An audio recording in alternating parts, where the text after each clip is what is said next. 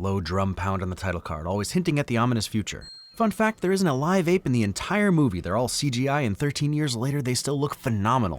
In the 1968 original, the first interaction that Taylor had with apes was exactly this, just inverted with apes capturing humans in nets. Great place to start the reboot and explain, even justify the actions of apes as we move forward.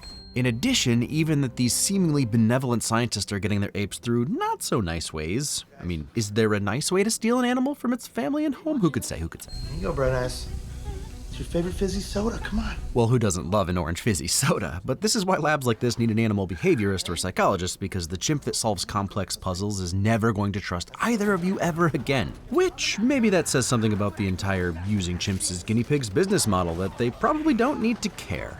Oof. Man, am I gonna be a chimp apologist after this? Long live Caesar. Good thing the armed security guard is an ace shot, or there'd be some less than alive board members. Anti-stormtrooper aim, even.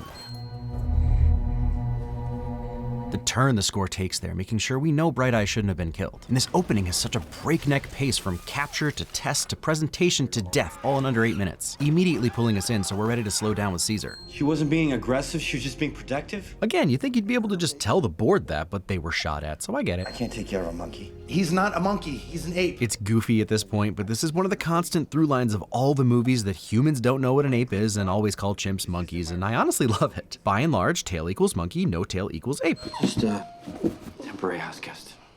Oh, well, it might be good for him. She's right, she's also a Nazi, or at least the wife of a Nazi. You know those little sidebar ads that are like, why does she look familiar? And then it's like a picture of Juliette Lewis. Well, sometimes we do that here, because to keep it inside my brain would make me go crazy. And if you didn't watch The Man in the High Castle, she's also the Federation president in Star Trek Discovery. This has been lessons in other jobs actors have had. Hey, Dad. Anyone who's ever played a little piano knows how frustrating this would be, because I could teach you the opening to Clair de Lune, and I failed my intro to piano class. So for someone accomplished, a teacher in fact, this would be like forgetting how to use a fork. Also play on big pianos. As for Caesar, kneel down. Clairvoyance from the Trinity Killer, they will kneel. Well, I'm cooked. Kill whomever you have to save that little cutie, don't even care. The expressions. Curiosity or hints of a little creepiness. Caesar is pretty much never evil, but we had no clue where this was going in 2011, and either way, he's still not to be messed with. And the amount of personality Andy Serkis and the digital artist gave Caesar is mind-blowing to this day. And see, he could play Clair de Lune backwards and blindfolded now. An easy thing to miss is that Todd's chain fell off, and that was the only reason Caesar went out there. He wanted to fix it for him. Terrifying. He thinks that you and I should have dinner together. Where was Caesar when I needed a wingman to woo my wife? I only had Glenn, and let me tell you, Glenn didn't know sign language. It's going to soon grow into a large, powerful enemy. You don't even know the half of it, Doc. What's this? Chekhov's supplicating gesture. And an aging up while climbing redwoods to Patrick Doyle's swelling score montage is the fastest way to make me fall in love with a chimp. Will got baked before this picnic, but I actually love this very, well, human moment, for lack of a better word, where Caesar is being a little jealous, but it's not like threatening or leading to anything worse. It's just how kids are sometimes. Come on! What a moment. It's like Caesar is insulted at first by the cop dog barking at him and then turns it around and shows his true danger. Yeah. My mother's dead. Throughout this trilogy, everyone underestimates Caesar except Will. And this seems like a simple thing to us, but this level of critical thinking is truly impressive. And I'll talk about it in the conclusion more, but can you even blame Caesar for anything that happens? He's been raised by a human, but he isn't one. Springing this level of consciousness onto a creature that's never had it before would be harrowing. He didn't ask for this.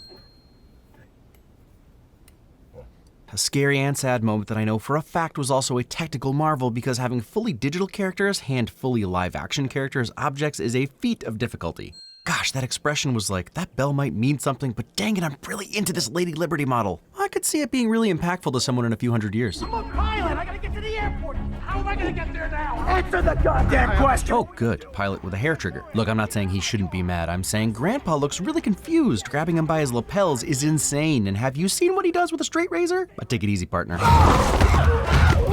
Comeuppance. Comeuppance.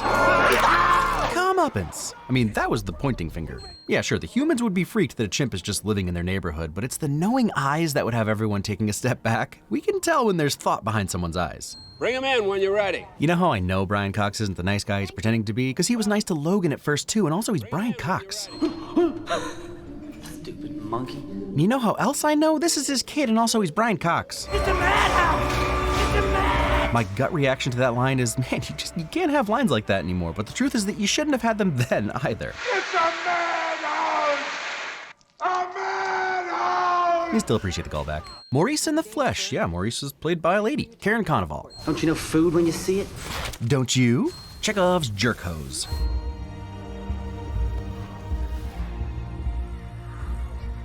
Brutal and heartbreaking. Something I think is interesting about this story and version of the Ape Uprising is that on the surface, it seems like it all started because of a bunch of unfortunate incidents, but so many things are actually due to human hubris, in this case Will's. Which definitely echoes the original. Caesar is in the sanctuary right now because he attacked Will's neighbor, and he only did that because he saw Will's dad being yelled at, and Will's dad was only being shoved because he was left unattended when his Alzheimer's had come back in full force, something Will knew about. And Caesar was only there because Will didn't do the right thing for Caesar in the first place. Caesar has only ever done what he thought was right to be with and protect his family. Oh, Koba, we knew you'd be trouble from day one. Get up and exercise, you lazy baboon! Closer! Still a monkey, though. I appreciate the consistency. Fun fact about baboons, Rafiki isn't one. Koba has never not been a creepo. With fire, sorry. Kill it with fire. Sorry, Rafiki is a mandrill, forgot to say. I like that we don't get the captions for that because it's very universal. They go away? I don't know. Puts us into the mind of the apes. Name's Cornelia. It's a she. Queen Cornelia. Put some respect on our matriarch's name. Come on, guys, let's get out of here. Love that Caesar stares him down and makes him avert his gaze. Really starting to see his confidence and power come through. Ingenuity and resourcefulness. But it's this that helps him win all the apes over and why Rocket becomes one of his most loyal friends. It's like the visual incarnation of his motto. And I enjoy that Caesar is smart enough to win both Buck and Rocket over before he's able to boost their IQs, adds to his natural-born leadership. This dude sucks, but he's had a rough couple years living next to the one-man Umbrella Corp.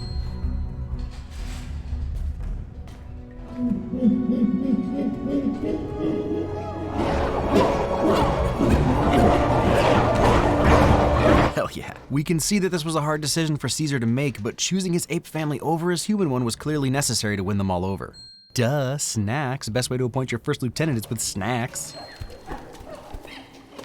Who knew that line could inspire us retail investors to light all of our money on fire? I mean, it's also very powerful and something that guides Caesar's leadership forever, and like the simplest thing that would be so dope if humans could figure out is the absolute truth.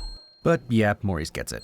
And we didn't see it specifically, but we know he went to fix Todd's bike earlier, which would give him an understanding of how chains and wheels work. Never mind, I don't feel bad for you.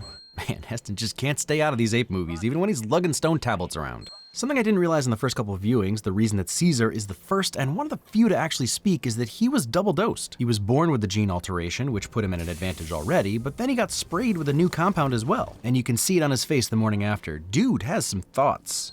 These chimps too, with the instant consciousness awakening, like, wait, what? I'm alive? These are my hands? What's going on? Earth's first manned spaceflight to Mars. Taylor, you headed to Mars, buddy? Hope you don't get lost. Whoopsie.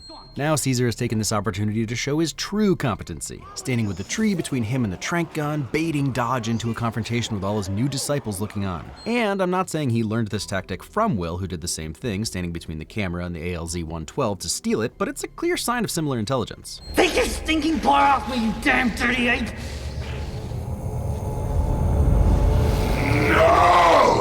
They somehow elevated an iconic line, Taylor's first words, with an even more iconic moment, Caesar's first words. Also, Julia and I have an ongoing conversation about how someday we expect our dog Lisi to stand up and talk to us, but it'll be something like, I'm tired of pooping outside, or get rid of the little ones, something like that. No! The silence after that one word. Buck has seen the face of God.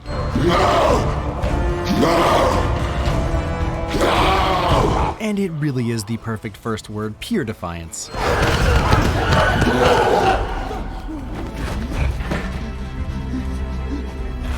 And obviously mercy. It's a perfect reminder for us that Caesar hasn't lost it with crazy bloodlust. Even if he's mad at humanity for imprisoning him, he knows the difference between innocent and evil humans. And there's something poetic about him using his first word for both his own freedom and the protection of Rodney. I'm gonna skin each and every one of you! Comeuppance. Weird to be rooting for the end of humanity, but you can't help but get behind them. So full of vigor and hope for their future. Just some good old chimps doing their thing. Viva la chimvolution! Love the hint with the swinging string, but also, is that Caesar in the reflection? Never noticed that before. Also the footprints on the wall.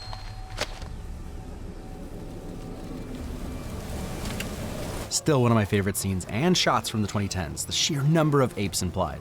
The slow reveal. This guy, he's just doing his job thinking he caught an escaped ape, and then there's Caesar.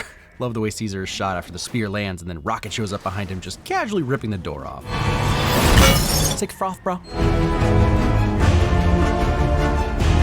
Yep, king stuff.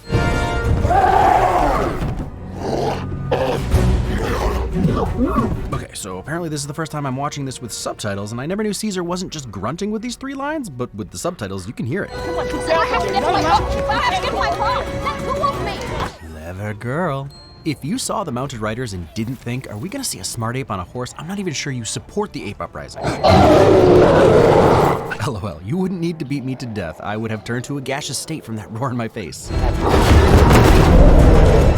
And Caesar already shown that he knows the skill sets of each species. And it was so much better than I'd ever imagined. Caesar distracts them all by being a badass mofo so that Koba and the chimps can descend from the cables while Maurice and his orangutans come up from below. Also, fun fact, Rocket is played by Terry Notary, otherwise known as Kong from Kong Skull Island. Self-sacrifice from Buck, legit pushes his new king out of the way and takes the bullets head on. There's a lot going on here, especially with regard to Dawn. Caesar has been trying to spare human life from the start. He only sprayed Dodge with a hose. He may not have even known what would happen, and either way, Dodge sealed his own grave. Caesar also looks a little distraught over it, but he specifically turns his back on Jacobs and even more importantly lets Koba be his executioner, something that comes back to haunt him. Granted, Koba had a bigger vendetta against Jacobs, but the damage was still done. Koba will do Caesar's dirty work even if he doesn't ask. And that right there really explains much of why Koba goes down the path he does. In his mind, Caesar just chose a human over Koba. I love how upright and strong Caesar stands here after helping Will up. I will protect you, but I'm not the ape bro you remember. Caesar is home. Okay, Caesar's home. First full sentence. Yeah, that would do it for me. God bless, buddy, do your thing. Let me know if you need a pet or whatever. And a supplicating gesture payoff. That look of pure freedom and accomplishment. And one last permission given, but only between them. Kinda love it.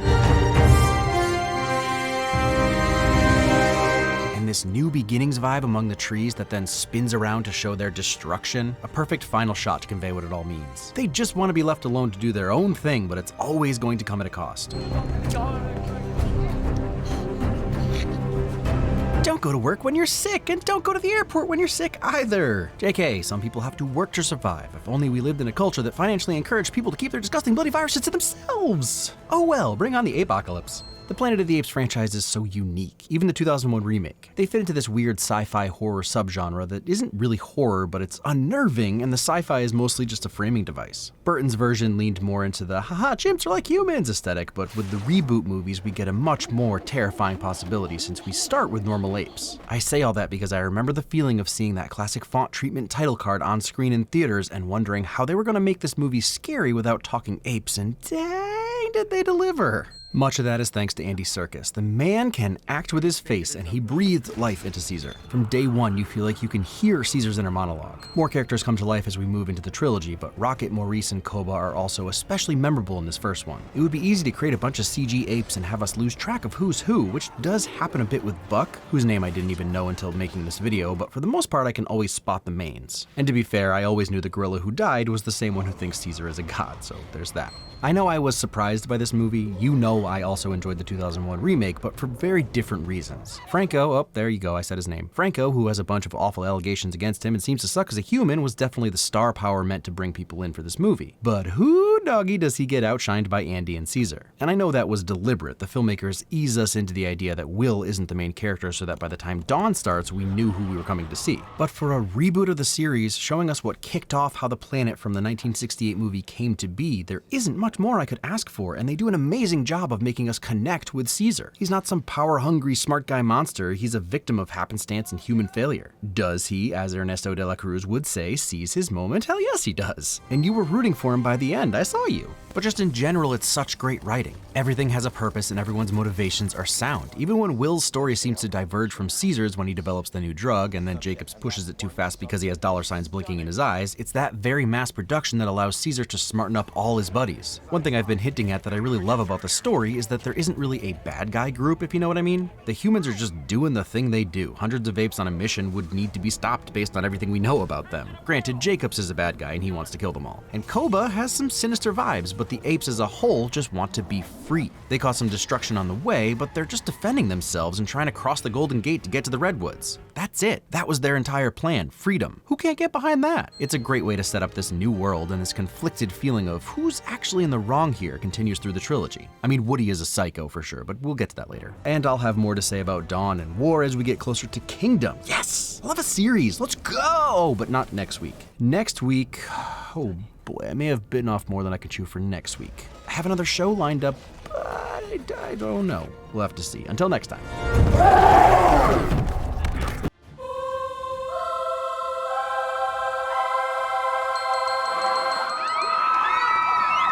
Take your stinking paw off me, you damn dirty ape!